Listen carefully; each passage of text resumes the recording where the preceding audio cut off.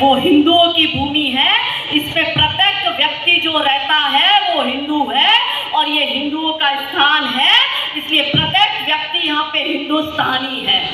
आज समस्या ये हो गई मेरे भाइयों बहनों कि 200 राज्यों में हिंदू अल्पसंख्यक हो गया, 200 जिलों में हिंदू अल्पसंख्यक हो गया और 9 राज्यों में हिंदू अल्पसंख्यक हो गया। क्या परिस्थिति हम लेके आए हैं। आपके मीरा भाईदर में जो उत्तर का पूरा पोर्शन है, जो कोस्टल पूरा लाइन जा रहा है, उस लाइन पर धर्मांतरण खुलेआम हो रहा है। यहाँ से चादर वाला हमें मार रहा है, यहाँ से फादर वाला हमें मार रहा है और हम हिंदू झुनझुना बजा रहे हैं भाईचारे के नाम का। मेरे भोले भाले भाइयों बहनों, ऐसा है कि धर्म बचेगा तो ही देश बचेगा, नहीं तो सिर्फ अवशेष बचेगा। आप अफगानिस्तान से भागे, आप पाकिस्तान से भागे, आप बांग्लादेश से भागे, आप कांधार और काबुल से भागे, आप कराची और लाहौर से भागे, आप ढाका से भागे, 30 वर्ष पहले आप कश्मीर से भागे। मेरे भाइयों बहनों, तय कर लो कि आपको कब तक भागना है और कहां कहां तक भागना है। कब तक किनारे किनारे चलोगे, कभी तो मझधार में उतरना ही पड़ेगा। भागना समस्या का समाधान है ही नहीं। कि थे चले इतिहास लिखने, मृत्यु से घबरा गए हो, चाहता बलिदान है रण और तुम घर को आ गए हो। ये अहिंसा मात्र भ्रम है, ये अहिंसा मात्र भ्रम है, शत्रुओं का जाल है ये। मान लो तुम बात मेरी, हिंदुओं का काल है ये। यदि अहिंसा पूज्य होती, यदि अहिंसा पूज्य होती, श्री कृष्ण क्यों गीता सुनाते और शांति हेतु युद्ध निश्चित, भेद क्यों हमको बताते। कायरों की भांति तुम, कायरों की भांति तुम क्यों युद्ध से कतरा रहे हो। चाहता बलिदान है रण और तुम घर को आ गए हो। सो रहे हैं जो अभी तक, सो रहे हैं जो अभी तक, दर्प सारे जाग जाए, अब उठो उद्घोष करो कि सर्प सारे भाग जाए। ये समय संग्राम का है, ये समय संग्राम का है। तुम स्वयं से टकरा रहे हो, चाहता बलिदान है रण और तुम घर को आ गए हो। भेद सारे भूल कर, भेद सारे भूल कर सोचो कि हम अतिरेक है और भी चलो सब मुट्ठिया, बोलो कि हिंदू एक है, बोलो कि हिंदू, बोलो कि हिंदू। देखिए, धर्मांतरण बहुत बड़ी समस्या है। लव जिहाद, लैंड जिहाद और धर्मांतरण, तीनों का कनेक्शन आतंकवाद के साथ है। हमने धर्मांतरण पर बात करी, अब हम बात करते हैं लव जिहाद पर।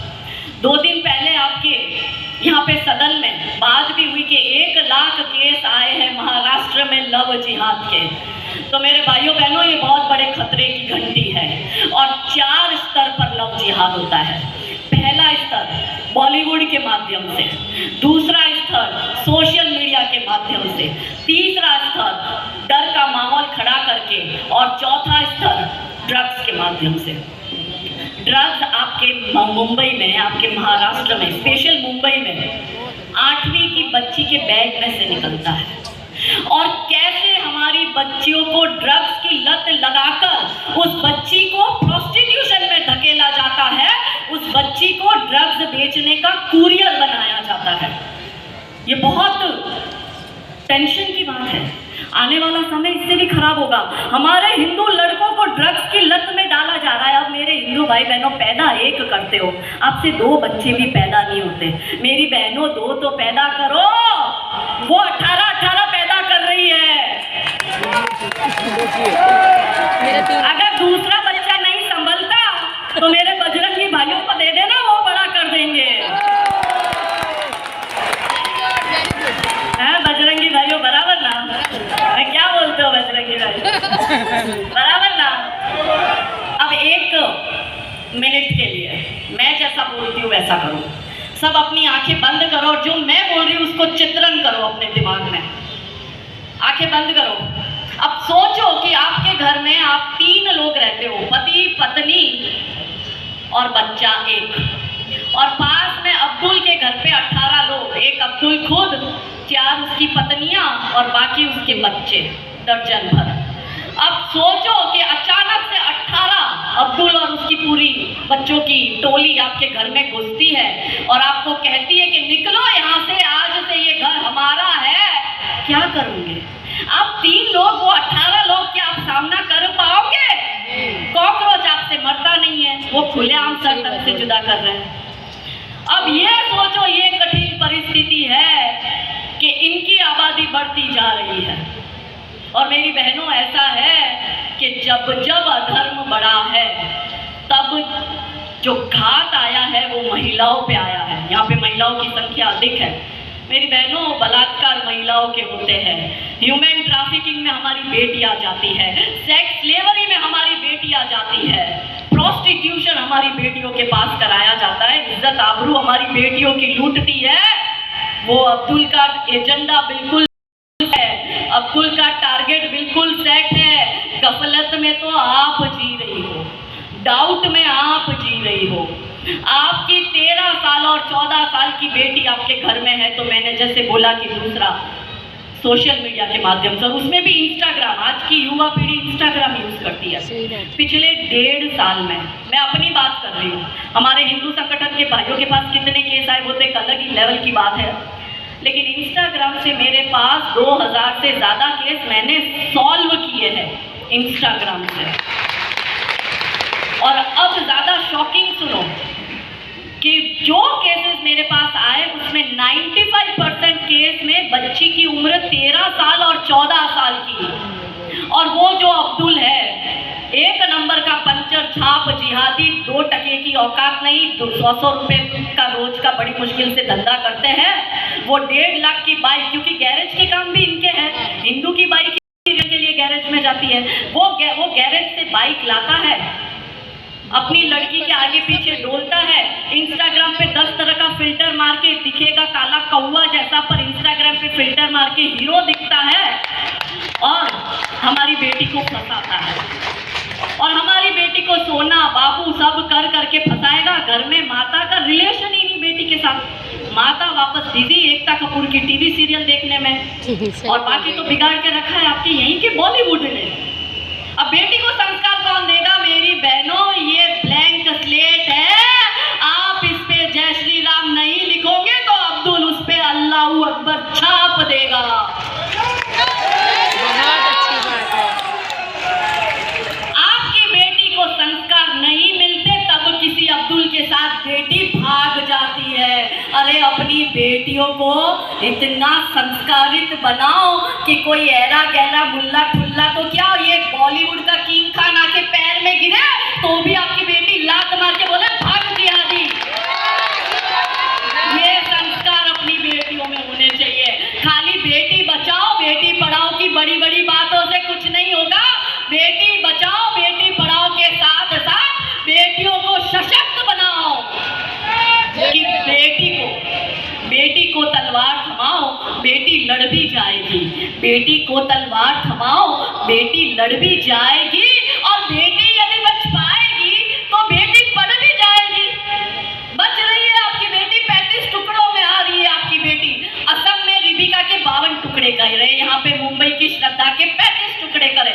अभी 2 दिन पहले जम्मू में होली के दिन ही दिल्ली की एक डॉक्टर को उसका प्रेमी जिहादी जम्मू बुलाता है और डॉक्टर लड़की, कल्पना करो, वो लड़की अपने प्रेमी से मिलने जाती है और 1-2 साल का प्यार नहीं मेरे भाइयों बहनों, 6 साल से उस जिहादी के साथ रिलेशनशिप में थी। घर में जो मटन काटने वाला हथियार था उससे ही अपनी लड़की का पेट काट दिया उस जिहादी ने। अब आप सोचो, वो माँ बाप जिसने बेटी को बड़ा किया, डॉक्टर बनाने के लिए लाखों रुपए बर्बाद किए, उस बेटी को एक जिहादी ने मार दिया। क्या बीतती है? वंश खत्म, परिवार खत्म, सिस्टमेटिकली हिंदुओं को खत्म कैसे करना है? तो ड्रग्स की बात की मैंने आपको मैंने सोशल मीडिया की बात करी। तीसरा है डर का माहौल। कैसे डर का माहौल? कि लड़की को जिहादी प्रपोज करता है, निकिता तोमर नाम की हरियाणा की, परिवार के साथ मैं जुड़ी हुई हूँ, उस माता पिता की व्यथा मैंने देखी है, उनकी तकलीफ मैंने देखी है। वो निकिता तोमर जो कि गोल्ड मेडलिस्ट, जो अपने माँ बाप का स्वाभिमान अभिमान, उसके पीछे वहाँ का जिहादी जिहादी शाहरुख पढ़ता है और उसको कहता है कि या तो मेरे प्रेम प्रपोजल को स्वीकार कर वरना मैं तुझे मार डालूंगा, और वो हमारी निकिता तोमर जवाब देती है कि जिहादी तुझे मुझे मारना है तो मार दे, पर अपने बाप की इज्जत की खातिर, अपने धर्म की इज्जत की खातिर मुझे मरना स्वीकार है, पर तेरे साथ जिहादी जाना स्वीकार नहीं है। ये होती है बेटियां। और अब सुनो, जिस दिन वो लड़की 18 साल की हुई, वो एग्जाम देके बाहर निकल रही थी अग्रवाल कॉलेज से, जैसे ही बाहर निकली, मुगल काल तब चल रहा था तो अब भी चल रहा है, तब अकबर औरंगजेब था तो अब अब्दुल और आफताब है, वही मुगल काल चल रहा है। और वो फिल्मी स्टाइल में आके गाड़ी रोकता है अग्रवाल कॉलेज के बाहर और निकिता तोमर को बोलता है गाड़ी में बैठ, मेरे साथ चल वरना तुझे मारता हूँ। गन लेके आया और वहीं पे हमारी बेटी बहुत संघर्ष करती है और हमारी बेटी को वो मार देता है। दूसरा उदाहरण झारखंड की अंकिता। जिहादी कहता है मेरा प्यार स्वीकार कर, अंकिता ने कर दिया मना, घर में घुस के अंकिता पे पेट्रोल डाल के अंकिता को जिंदा जला दिया। ये है डर का माहौल कि मेरे साथ चल वरना तुझे मैं मार डालूंगा। वही मुगल काल में कि इनकी नज़र खराब है, आपकी बहन बेटियों पर इसकी नज़र गई। एक जिहादी अगर आपके घर में घुसा तो आप लिख के रख दो, आपका परिवार बर्बाद करके वो जिहादी छोड़ेगा। और सबसे इम्पोर्टेंट चौथा, बॉलीवुड। इस बॉलीवुड ने बिगाड़ के रखा है। ये जो पूरा सूत्रधार है लव जिहाद का, वो बॉलीवुड से आया है और आपके तो पास नहीं है। इस बात की मुझे खुशी है कि अभी आपने बॉलीवुड वालों की मिलके ऐसी वाट लगाई है कि